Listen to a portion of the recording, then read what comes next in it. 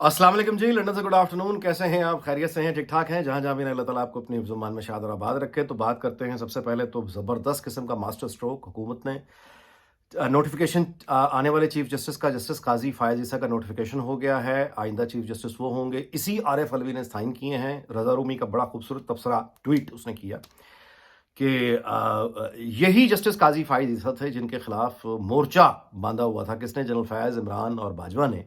और वो सारी मुसीबतें और मसाइल जिनसे मसाइब आजमाइशों से गुजारा गया जैसे काजी फायज ईसा का, वो तो वहीं खड़ा रहा। आज जनरल फैज़ भी घर पे है, बाजवा भी घर पे है और इमरान खान भी घर पे है। और वो वही आरिफ अलवी उसी के दस्तखतों से आइंदा चीफ जस्टिस काजी फायज ईसा पाकिस्तान होंगे। इससे हुआ ये है कि बंदयाल मौजूदा चीफ जस्टिस, एक तो ये सिटिंग डक हो गया, इर्रेलेवेंट हो गया। और वो जो पूरा जुडिशरी का पूरा इंस्टीट्यूशन है सारे मुल्क में, वहां पे ये नोटिफिकेशन उनको आईना दिखा दिया गया कि ये जाता हुआ आदमी है, आगे काजी फाइजी से आ रहा है। इससे यानी ये बहुत मास्टर स्ट्रोक।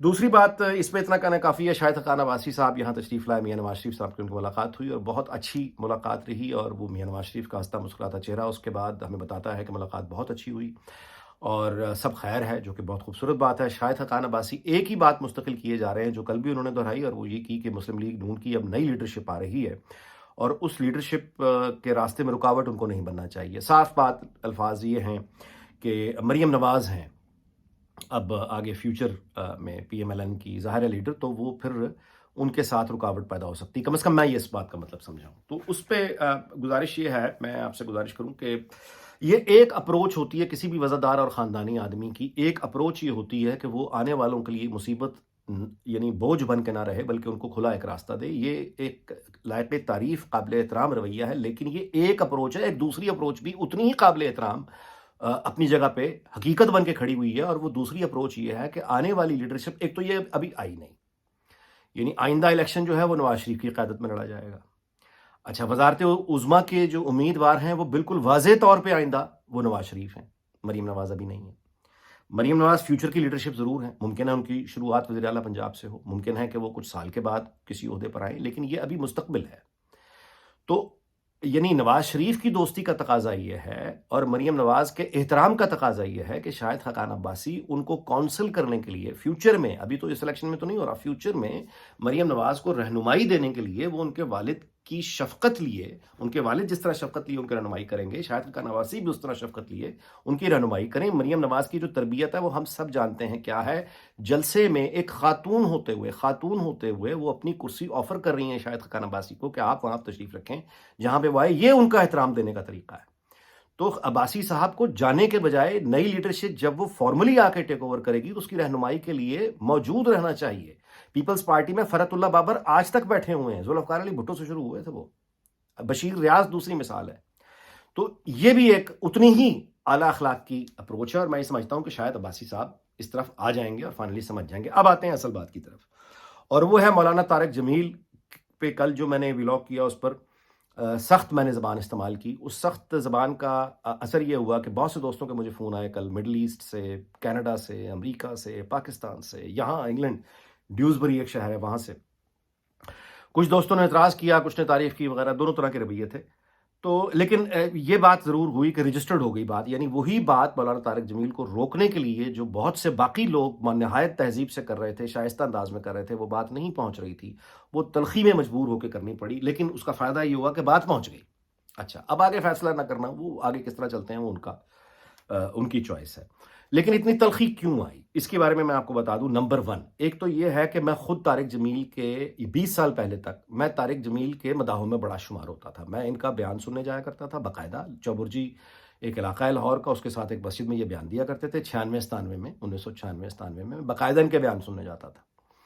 उसके बाद जब मुशर्रफ आया अक्टूबर 99 में, तो मैं यहाँ आ गया नवंबर में, 7 साल पर यहाँ रहा। तो ये यहाँ पे जब आते थे तो 2001, 2002, 2003 तक भी आखिरी दफ़ा मेरा ख्याल है ग्रीन स्ट्रीट लंदन का एक इलाका है, मशरकी लंदन का, उसकी मस्जिद में ये एक बयान सुनाने आया। तो मैं बड़ी दूर ड्राइव करके गया, पार्किंग बड़ी दूर मिली, तो मैं पैदल ठिठरता हुआ, सर्दी में, बड़ी सर्दी थी, तो मैं गया, जाके इनका बयान सुना, फिर इस तरह वापस आया। मतलब ये बताने की तफसील है कि मैं खुद उनके मदाहों में शामिल था। अच्छा, लेकिन उसके बाद जब ज़िंदगी आगे बढ़ी और मैंने जब पढ़ना शुरू किया और मुख्तलिफ उलमा से मेरी मुलाकातें हुई, मैंने सच्चे दीनदारों को देखा, मैंने सच्चे दीन पर चलने वालों को देखा, मैंने सच्चे तबलीग करने वालों को देखा, मैंने रिसर्च स्कॉलर्स को देखा। اس سے میری دنیا تبدیل ہونا شروع ہوئی. یوٹیوب پر جب میں نے لوگوں کو سننا شروع کیا اس سے میری تبدیل. ڈاکٹر اسرار ہیں, مطلب اب مودودی ہیں, اب ایسے ایسے علاقے احترام لوگ ہیں. ڈاکٹر ذاکر نائک, ان کی بہت ساری باتوں سے اختلاف ہے لیکن بہرحال وہ ایک مضبوط ٹھوس, مطلب ان لوگوں کو جب سننا شروع کیا, جاوید احمد غامدی کو سننا شروع کیا, تو ایک تو وہاں سے تبدیلی آئی. اچھا, اس کے بعد پھر جب لوگوں سے میں نے گزارش کی وہاں سے تبدیلی آئی. اس کے بعد پھر میرے ایک دوست ہیں مصطفیٰ, لاہور میں ہوتے ہیں, انہوں نے مجھے قرآن مجید کا ایک نسخہ انہوں نے مجھے تحفے میں دیا, جنہوں نے خود چھپایا تھا, اور اس میں انہوں نے بہت خوبصورت مطلب ہے یہ کام کیا کہ انہوں نے وہ اردو, آسان اردو میں قرآن مجید کا ایک پورا یعنی نسخہ چھپوایا. وہ ایک ایک سپارہ 30 سپارے علیحدہ انہوں نے مجھے تحفے میں دیے, اور وہ آپ ایک سپارہ پڑھیں تو سامنے اردو میں وہ قرآن مجید آسان اردو میں آپ پڑھتے چلے جائیں. رائٹ ہینڈ سائڈ کا جو ہے وہاں پہ عربی ہے اور سامنے جو ہے وہ آپ کو اردو میں نظر. تو جو میں نے قرآن مجید پڑھنا شروع کیا 2011 کے بعد, تو وہ میں ایک سپارہ 2 سپارہ جب میں پڑھتا چلا گیا تو وہاں سے پھر میری دنیا بدلی. اور مجھے پہلی مرتبہ یہ احساس ہوا کہ وہ ایک روایتی عقیدہ, روایتی اسلام جو شعور لے کر ہم پاکستان میں پروان چڑھتے ہیں, اس کا تو 90% جہالت, شرک, آپ یوں کہیے کہ وہ رویے ہیں جن رویوں کے خلاف انقلاب بن کے اسلام آیا تھا. ہم جن موضوعات میں الجھے ہوئے ہیں وہ تو قرآن مجید میں بحثیں ہی کچھ اور ہیں, بالکل ہی اور چیز ہے. اور قرآن مجید جب میں نے وہ پڑھنا شروع کیا, اچھا اس کے بعد جب پلٹ کے دیکھا مولانا طارق جمیل کو, تو جتنا میں ان کا مداح تھا اتنا ہی غصہ, اتنا ہی نفرت, اتنا ہی دکھ, اتنا ہی صدمہ مجھے پہنچا کہ کروڑوں چاہنے والے ہیں آپ کے, میں بھی ان میں شامل تھا, آپ یہ گمراہ کر رہے ہیں, جان بوجھ کر گمراہ کر رہے ہیں. اچھا ایک بات ضرور یاد رکھیے گا, تبلیغی جماعت مولانا طارق جمیل کا پاور بیس تھا. تبلیغی جماعت کی وجہ سے مولانا طارق جمیل یہ ساری دنیا کی سیاحتیں, یہ لیموزین میں جو اپنی تصویریں, یہ بڑے بڑے گھروں میں اپنی تصویریں, یہ ماڈلنگ, یہ جو کچھ سیر و سیاحت, جو کچھ اربوں کے کاروبار, ہاؤسنگ سوسائٹیاں, کپڑوں, یہ سب کی بنیاد تبلیغی جماعت نے مولانا طارق جمیل کو دی ہے. وہ یعنی وہی تبلیغی جماعت مولانا طارق جمیل سے اعلان لا تعلقی کیوں کرتی ہے؟ یعنی تبلیغی جماعت بھی مولانا طارق جمیل سے ڈیٹیچ ہو گئی ہے, علیحدہ ہو گئی ہے, اور اعلان کرتی ہے کہ ان سے ہمارا کوئی تعلق نہیں. کیوں؟ کوئی تو وجہ ہوگی. اب کیا ہے؟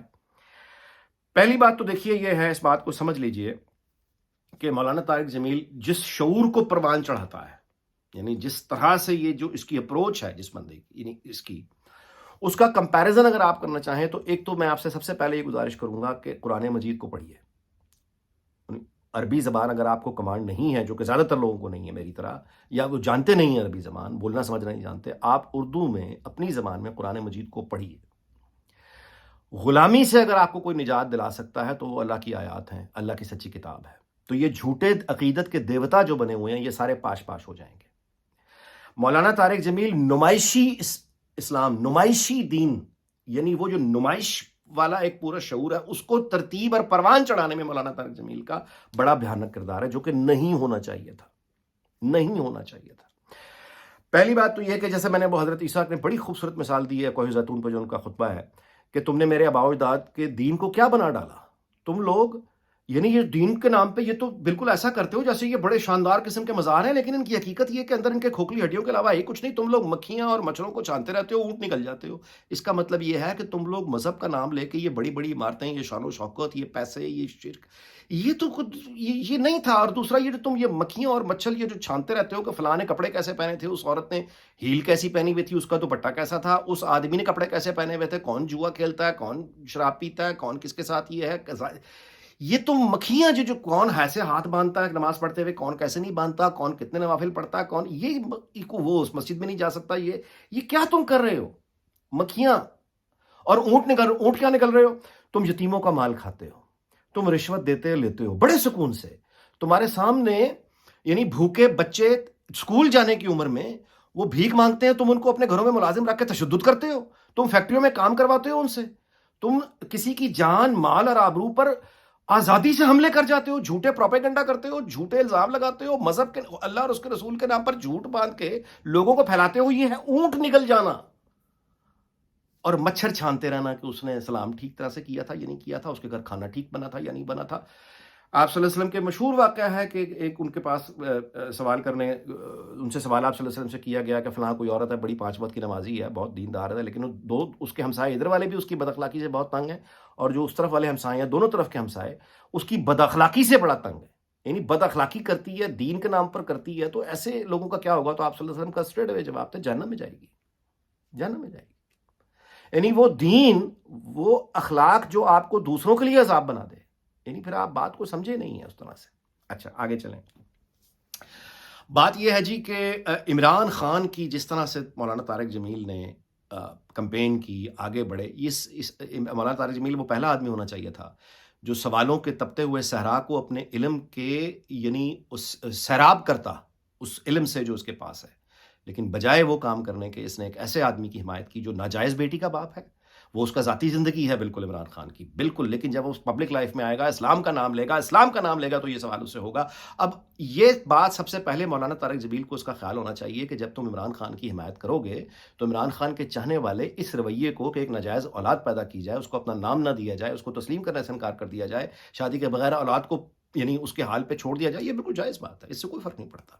ایسا آدمی جو ایک ناجائز بچی کا یعنی اس نے ہاتھ نہیں رکھا، ایسا آدمی راستہ مدینہ بنا سکتا ہے. اللہ کا خوف کریں مولانا، اللہ کا خوف کریں. آپ کو تو میرے کسی بھی جیسے یعنی اس کی نسبت کہیں زیادہ علم ہونا چاہیے. آپ کس مقام سے کس آدمی کی مثال دے رہے ہیں؟ آپ کو شرم نہیں آ رہی؟ اچھا دوسرے لوگ جو ہیں مثال کے طور پہ ڈاکٹر اسرار ہیں. ڈاکٹر اسرار کو دنیا سے گئے کتنے برس ہو گئے؟ آپ نے کبھی آج بھی ان کے ٹک ٹاک پر ان کے جو کلپس وائرل ہوتے ہیں، کبھی آپ نے اس طرح کی باتیں ڈاکٹر اسرار کو کرتے ہوئے سنا؟ کبھی ڈاکٹر ذاکر نائک، بے شمار فکری اختلاف اپنی جگہ ہے ڈاکٹر ذاکر نائک سے، اسے کبھی اس طرح کی آپ نے چیزیں باندھتے ہوئے سنی؟ کبھی آپ نے مولانا مودودی، بہت نظریات سے اختلاف ہے. میں اختلاف والی باتیں اس لیے آپ کو بتا رہا ہوں کہ اختلاف ہوتے ہوئے بھی احترام ہوتا ہے. تو وہی مولانا طارق جمیل سے بھی اختلاف ہے، احترام ہونا چاہیے. کیوں احترام نہیں ہے؟ کیونکہ یہ مجبور کرتے ہیں اپنے اس طرح کی باتوں سے کہ ان کو پھر سخت لہجے میں جواب دیا جائے تاکہ اس کو سمجھ آئے کہ رک جاؤ. دین کا نام لے کے نوجوان ہمارے پہلے بالکل سمجھنے سے قاصر ہیں، وہ دور بھاگتے ہیں، آپ ان کو مزید یعنی دور بھگا رہے ہیں. اس طرح کی مثالیں دینی ہیں. اچھا آگے چلیں. ڈاکٹر اسرار کی میں بات کر رہا تھا. ڈاکٹر اسرار اور جاوید احمد غامدی کی ایک بحث ہے، وہ رکھی ہوئی ہے یوٹیوب پہ، ضرور دیکھیے گا. اسلامی ریاست کیسی ہونی چاہیے، یعنی مذہب اور ریاست کا کیا تعلق ہوگا. اس کے اوپر ڈاکٹر اسرار اپنا ایک موقف رکھتے ہیں بڑا مضبوط، دوسری طرف جاوید احمد غامدی اپنا ایک موقف رکھتے ہیں بڑا. وہ آپ دیکھیے گا، وہ یوٹیوب پہ پڑی ہوئی ہے. میں نے وہ سنی تو میں یعنی میرا جو نقطہ نظر ہے، غامدی صاحب ایک استاد ہیں، ڈاکٹر اسرار بھی استاد ہیں، لیکن جو غامدی صاحب کا یعنی نقطہ نظر ہے، میں پوری شدت سے اس نقطہ نظر کی حمایت کرتا ہوں. اور میں یہاں پہ بالکل غامدی صاحب کی بات مجھے سمجھ آتی ہے.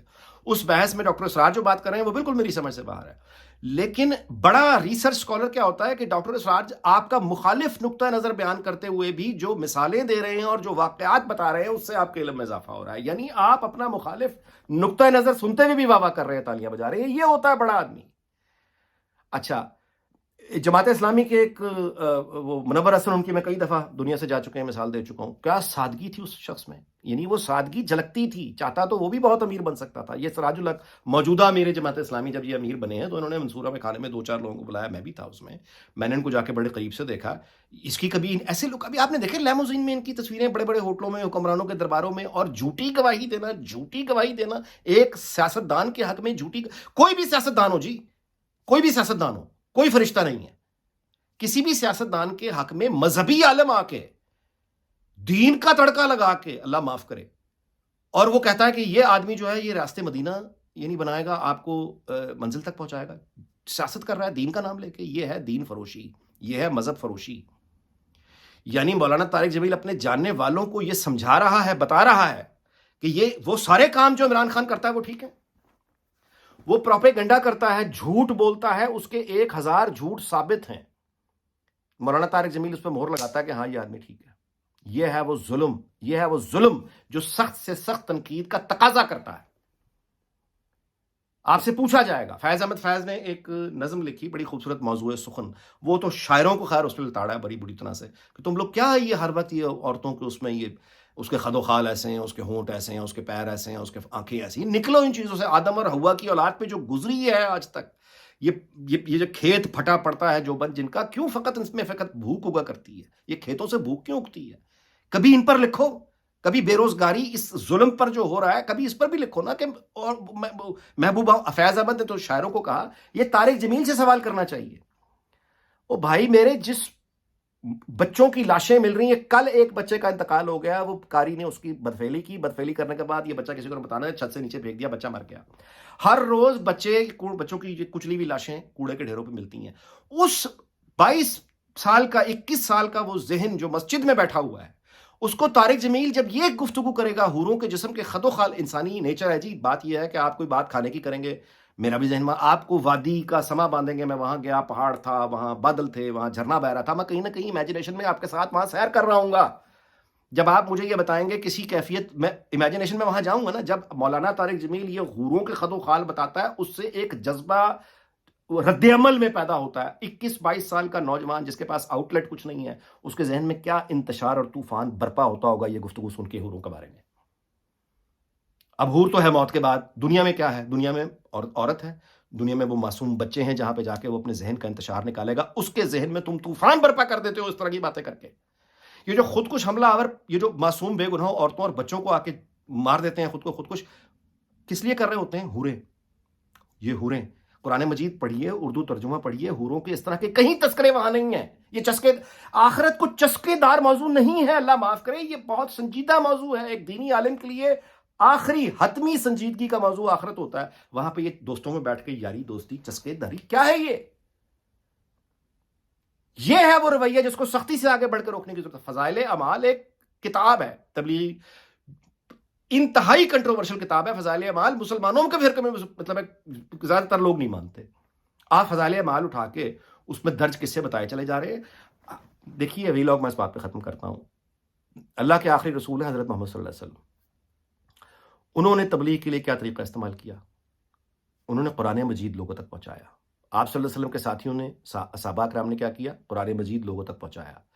تو یہ اپروچ کہ آپ قرآن مجید کے علاوہ کوئی اور جھوٹے ضعیف حدیثیں، ضعیف روایتیں، قصے، کہانیاں، محفل بازی، داستان گوئی ہے. یہ آپ جھوٹے قصے، کہانیاں، افسانے لے کر لوگوں کو سناتے ہیں. نیت بے شک آپ کی یہ ہے کہ لوگ اسلام کی طرف راغب ہوں، لیکن جو طریقہ آپ صلی اللہ علیہ وسلم نے استعمال نہیں کیا، آپ کیوں اس طریقے پہ چل رہے ہیں؟ اللہ اور اس کے رسول پہ جھوٹ باندھنا حرام ہے، جو مولانا طارق جمیل کرتا ہے. اس لیے سختی سے روکنے کی ضرورت ہے. اور عمل یہ ہے کہ اس آدمی لرز جاتا ہے کہ عمران خان کے ساتھ تم جا کے کھڑے ہوئے ہو، اس کو کہہ رہے ہو، لوگوں کو گواہی دے رہے ہو، لوگوں کے سامنے جھوٹی گواہی دے رہے ہو، ایک عالم دین ہوتے ہوئے خود کو عالم دین کہتے ہو، عمران خان کے ساتھ کھڑے ہوئے ہو. بشرا بی بی نے کیا جو وہ ٹھیک تھا، وہ کرپشن فراگوگی کی ساری ٹھیک تھی. کیا کام ہے تمہارا اس کام میں؟ پھر مجھے سمجھ آئی جب آپ قرآن مجید، میری اپیل ہے آپ سے اردو میں ضرور پڑھیے، جب آپ قرآن مجید پڑھتے ہیں، باقی علماء کو سنتے ہیں، اسکالرز کو سنتے ہیں، پلٹ کر دیکھیے طارق جمیل کو، تو پھر آپ اسی صدمے سے گزریں گے جس سے میں گزرا. پھر آپ کو اتنی ہی تکلیف ہوگی جتنی مجھے ہوئی کہ میں اس آدمی کو کیا سمجھتا تھا، یہ کیا نکلا. یہ ہے وہ تکلیف کا باعث. اس اجازت کے ساتھ کہ اللہ تعالی ہم سب کو دین اور دنیا کی صحیح فہم اور شعور عطا کرے، اور اس دعا کے ساتھ بھی کہ اللہ تعالیٰ پاکستان کو شاد اور آباد رکھے، تمام اس کے ہمسایوں کو شاد اور آباد رکھے. آپ سے اجازت چاہتا ہوں، اگلے ویلاگ میں ملاقات ہوگی. اپنا بہت خیال رکھیے گا. اللہ حافظ.